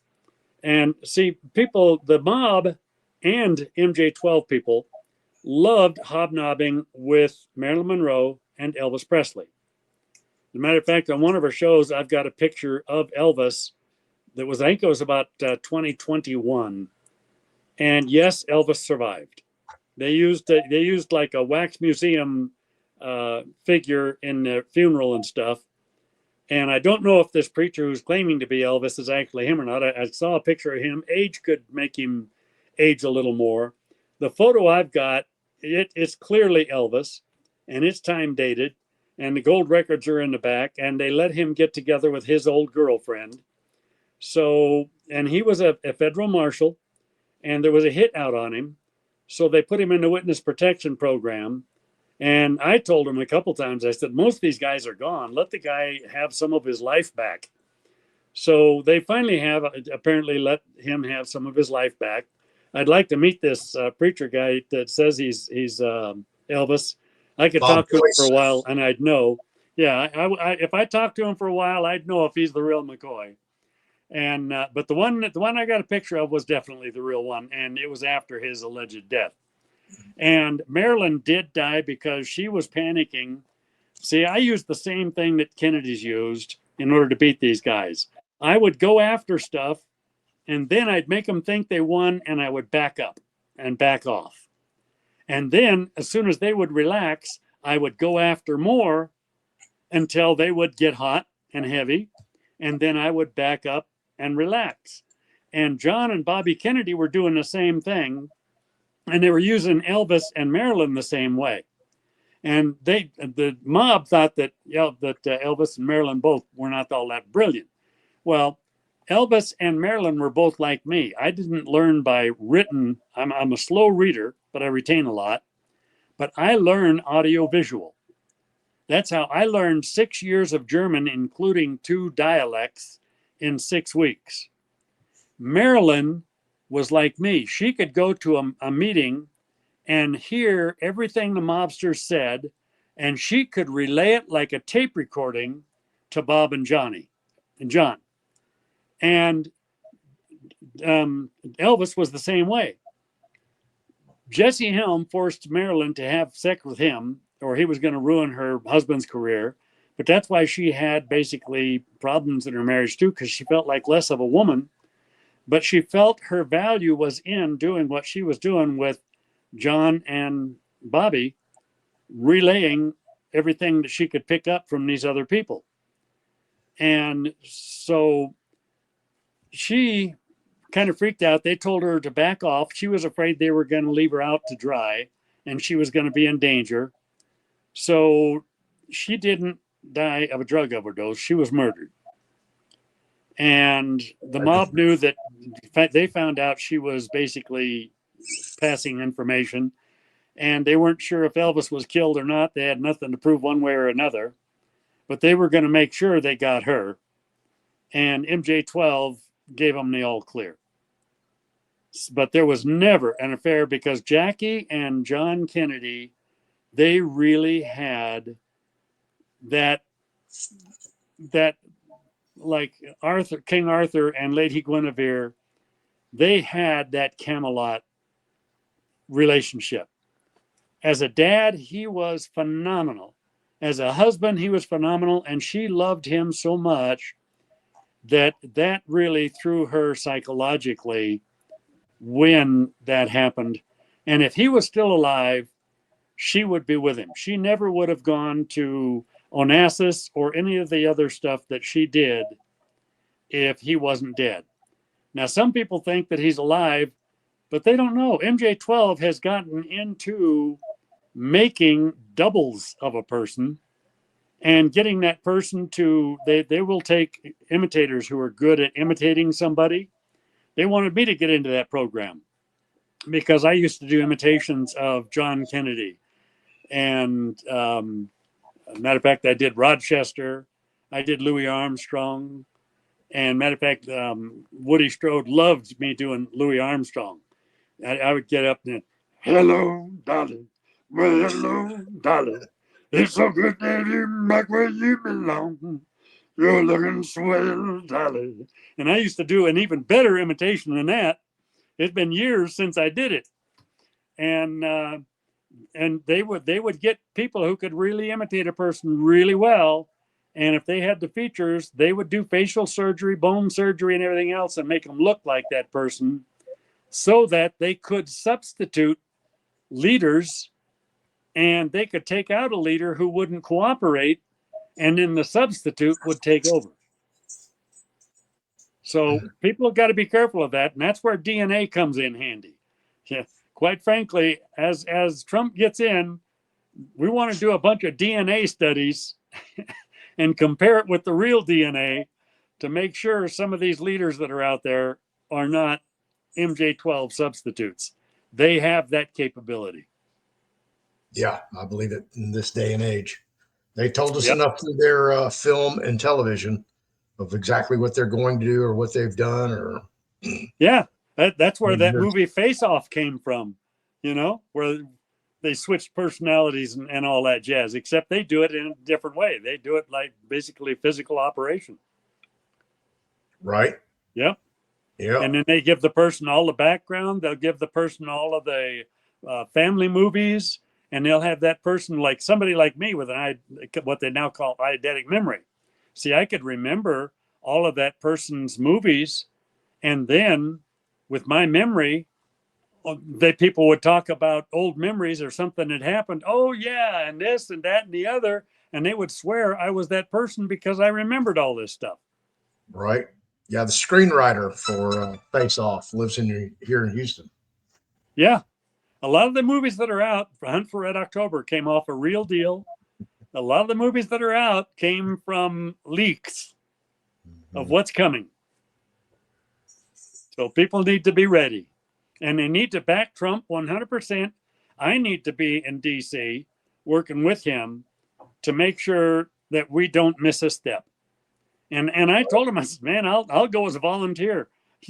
I get my medical retirement, and as long as I'm protected and I have the right protection, so I don't end up committing suicide with 2 bullets to the brain when the first one killed me. Well, I don't want to be another Clinton case. Right. So, but I have dedicated my life. I took the oath when I was a young man, and I thought about Eisenhower and all those guys and how much they gave to the country. And so I've been in this fight since I was very young. I started serving my community when I was young. They even got an award. I didn't know why all the TV cameras were there. And they were there because I got an award and another gal got an award for the 2 students in Shasta County that did the most for the county, the education program, and everything that the county had going. And I got one of those. I got the guy award, and she got the female award. But I didn't do it for awards. I did it because I love my country. I love my fellow citizens and people, and I love God. And that's why God put me here on earth. He gave me the heart for it. This is my assignment, and my reward is in heaven.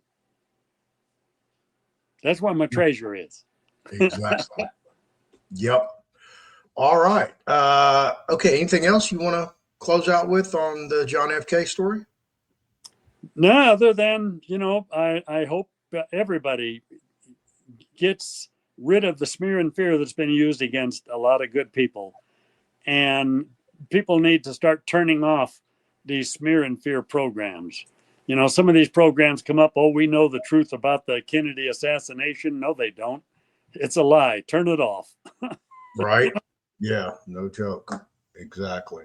How you doing on time? I know you have an appointment coming up. Yeah, my guy hasn't shown up yet. Okay. He said after lunch, so he'll probably be showing up before too long. Okay, yeah. We could refire a little bit later or something. That's fine. With him and see. Yeah. Yeah, I just don't want to get interrupted because we're going hour and 45 minutes already. Yeah, and it's a wall that's totally exposed to the weather, so we don't want the rain coming into the wall and then into the house. Right. So we got to get the insulation on there and then get the exterior ply on it, and then maybe get some of the Tyvek paper on it. Okay. So he said we should be able to do it in 4 hours, and then it'll be protected. All right. Good. This is a 3-part series: JFK, Yeah. RFK. By the way, that's what Weaponized Weather did. That's my dining room. Weaponized Weather. Yeah. Looks like my house. And then we're going to do Edward Kennedy. If you have any questions about this video or the upcoming other 2 parts for the Kennedys, we'll do a live version with Noel next week, and we'll just have you on there and you can ask questions. So if you have a question, write it down, save it. We'll address all 3 of them at one time.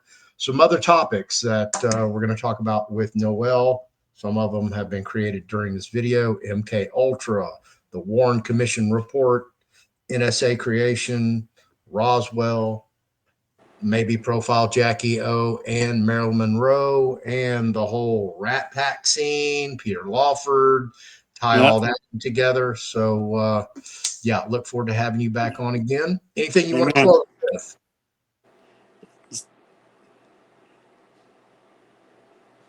Anything you want to close with? Oh, I thought you said close. Yeah. Basically, I welcome questions. I'm glad to answer questions, and people need to realize actually some of the most smeared people in our history were actually some of the best people smeared by the evil people, and especially from 1947 to present day.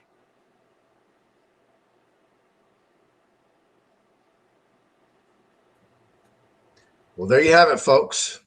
Another one in the books for Noel Benoist, and this is the Pedagogy of Noel, co-authoring a book together. So stay tuned for that. I will be going and getting my ISBN numbers today for Ann's books, the book that we're getting ready to co-author, as well as Noel's books. So thank you, sir, for being here. Amen. Go ahead and send me a text or call me when you're available again, and we'll shoot Robert F. Kennedy. I'll be. It gets dark. It gets dark about 4:30. So 4:30 or so, Okay. I'll be available because it gets cold then too. So we won't be working after then. Just hit me up. I'm going to do recordings all day. All All righty. right, sir. Thank you very much. God bless. Appreciate you, brother. You're more welcome. You too. All right, everybody. That's Noel Benoist, former NSA whistleblower, 13th seat for Majestic 12. If you don't know what Majestic 12 is, it's been running around here on the banner below. Go check it out. Do your own investigation. We'll also do a video just on Majestic 12 to get you guys caught up with that. You probably missed the Cyber Week sale that I had from Black Friday to the following Thursday.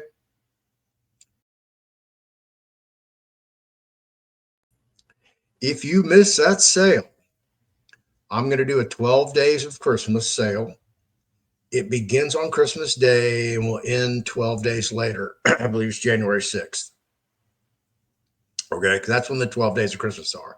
They aren't before Christmas like I naturally assumed, because that's kind of what it leads up to, because nobody's really singing that after Christmas, right? When it's actually supposed to be sung. So there you go. I will be doing 12 different packages. So stay tuned. If you, I'll work with you.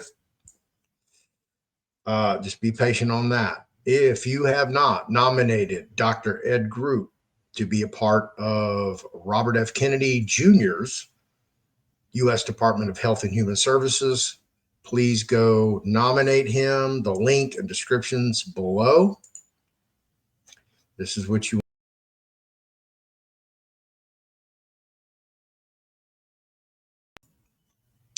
And as always, if you're looking for some mushroom therapy, you don't know anything about mushroom therapy, I encourage you to ask.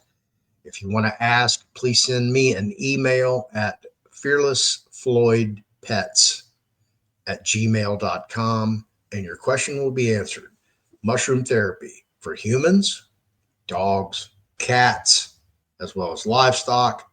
And I'm pretty sure that this would cover other, goats, lambs, pigs, Vietnamese potbelly pigs. Those used to be all the rage. I think they have since declined in popularity. But this is the banner. If you would like to learn more, or go ahead and purchase or repurchase your.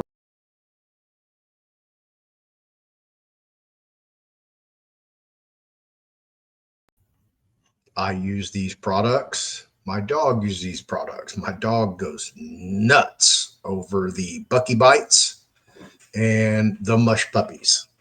So I have both of those. I give her one a day. I alternate as a treat first thing in the morning. And yeah, she is, I'll do a video just on her and how much she likes those.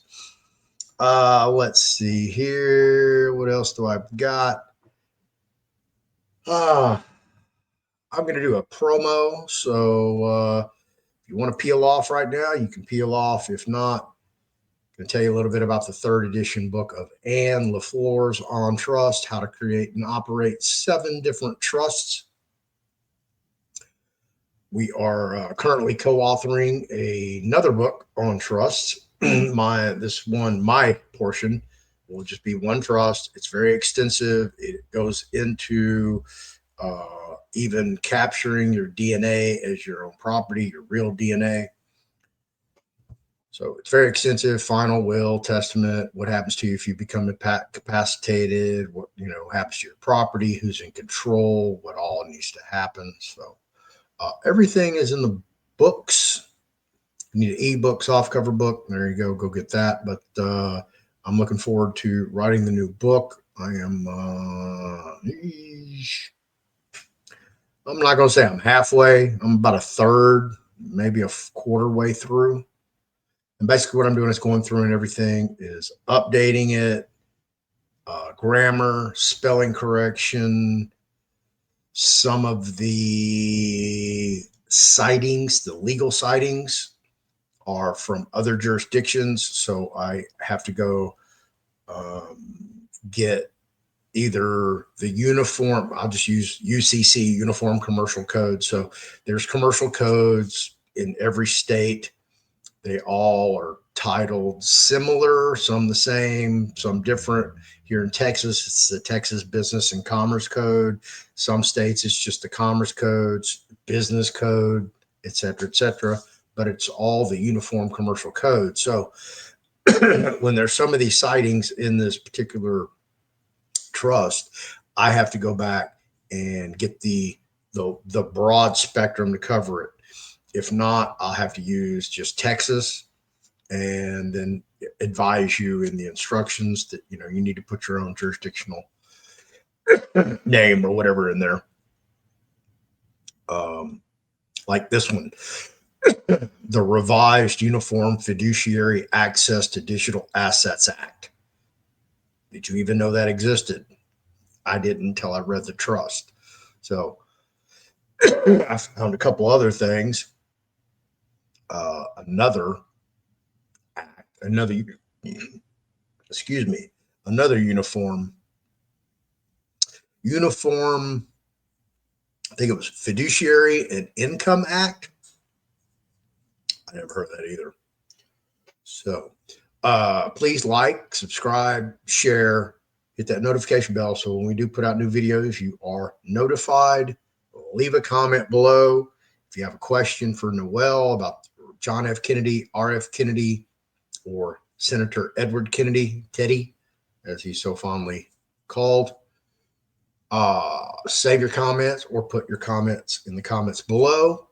I will have Noel back on again Friday with the RFK, and then he will be back the following Tuesday with the follow-up and the third part of the Edward Kennedy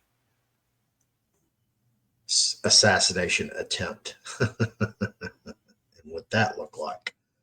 And then we'll dive into some other topics, and we'll do a live. We'll probably do a live on Wednesday with Noel so we can talk about all his information, his claims, his statements. I look forward to that. All right, let me dive right into this. Greetings, everyone. Welcome to the Fearless Floyd Show. Hang on. Sorry about that. This is going to show you the second edition, but the third edition's already out. This is it right here.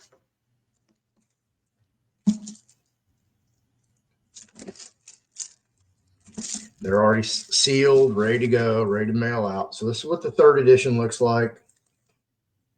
I need to update the video. I just haven't yet. So it's going to show you volume 2, which is actually 2 of these that I used to self-publish, print here in my own house.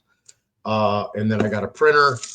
Now it's 1 volume. That's what the third edition is. So the new book that'll come out will be a completely different cover, different color. So it will look different. So you'll be able to see the difference between the two. And another update we talked about, remember the dots? Okay, these things. People were giving them different names. I'm focusing on these. There, let me just take the tape off, get it out.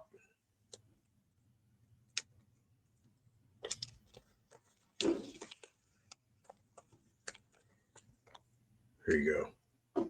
Basically, that's what they look like now when they come to you. So to write what it is on there and then cut this little or tear this little sticker off and then put it in an envelope and write on the envelope and tape it closed, that's way too labor intensive. So we're trying to streamline it. I will get on that hopefully today with those folks. and get that moving. So they will be custom dots. They're not going to be just circles. There will be an image, something you can easily recognize, whatever that looks like, whether it's a heart, pair of lips, a diamond, a shamrock, an alien head. I don't know, but I'll get it for you. So anyway, let's dive in over here to the book. Greetings, everyone. Welcome to the Fearless Floyd Show. And as you see in front of me, we have Anne LaFleur's second edition, Volume 1 and Volume 2. And we're going to go through the table of contents. Show you exactly what's in these two volumes. What we're looking at right now is the table of contents from the upcoming 2025 third edition, which will be nothing but the combining of Volume 1 and Volume 2 into one singular volume. So this is what you're looking at here. And this is a work in progress. I'm still looking for another publisher. But basically what comes in, you have the cover page, you have an advertising page, Library of Congress certification, title page, dedication forward, and then you have the Revocable Living Trust. And this is all the stuff that's available in there. You guys can see this.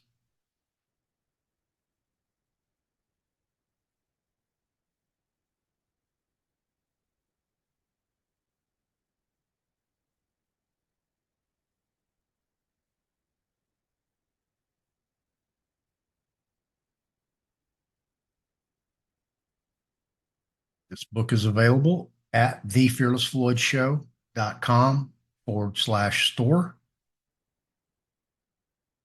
Ebooks are available. The soft cover books are available, or both. Or you can get a package, the books and a class or classes, whatever you want to take.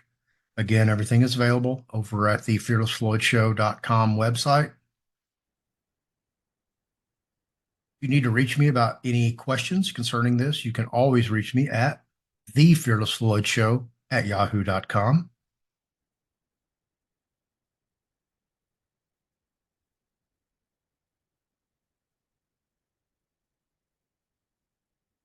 And I'm catching up to some of you guys.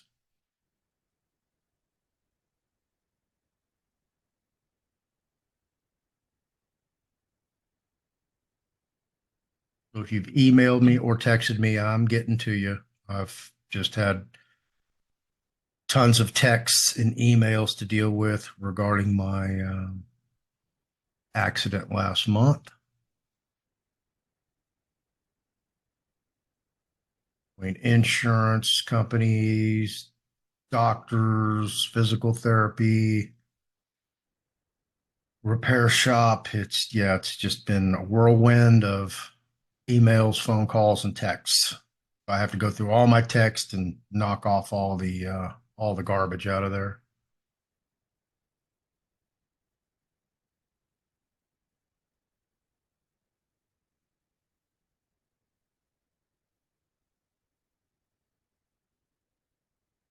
There are a minimum of 7 different trusts in here, as you see: revocable, irrevocable, foreign, charitable remainder trust, college education trust, express trust, land trust, and here we are at the end. Also has a fee schedule in there.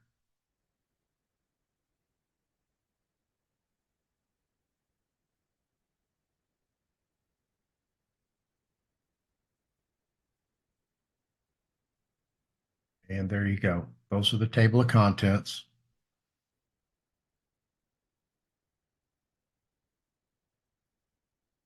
for these books. And again, these books are available. Fearless Floyd Show.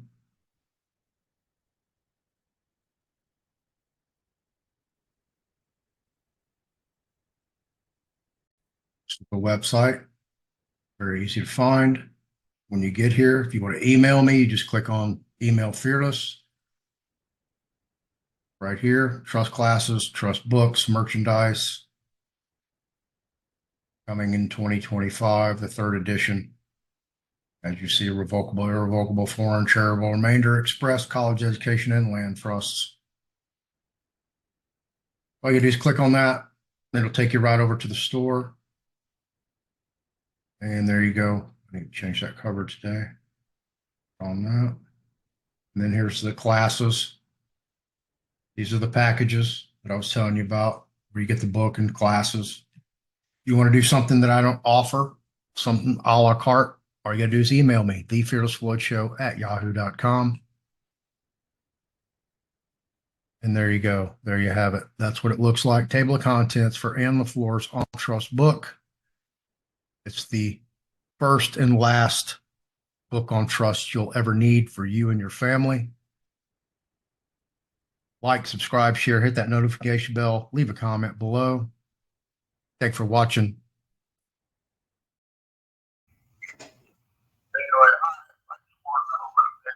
Yeah, hang on, Woody. Hang on, Woody. All right. There you go. There you have it. I'm on the phone with my buddy in jail. Imagine that. So, again, like, subscribe, share, hit that notification bell. If you want to reach me, the Fearless Floyd Show at yahoo.com. The fearlessfloydshow.com is my website. I am the Fearless Floyd Show across every social media platform. Mainly I hang out over on Telegram, so come find me over there if you want to play in social media. Thank you for watching. I'll see you Wednesday with a special guest. We'll talk about the private side. I'll probably have multiple guests on that day, so stay tuned. That'll be an interesting show. Look forward to having Noel back on the following Friday to talk about RFK, Robert F. Kennedy, and then we will follow up the following Tuesday with Senator Edward Kennedy, and then we'll do a live on that Wednesday where you can ask questions and interact with Noel and pick his brain from a former NSA whistleblower, 13th seat from Majestic 12. Thank you, everybody, for watching. I'll see you then.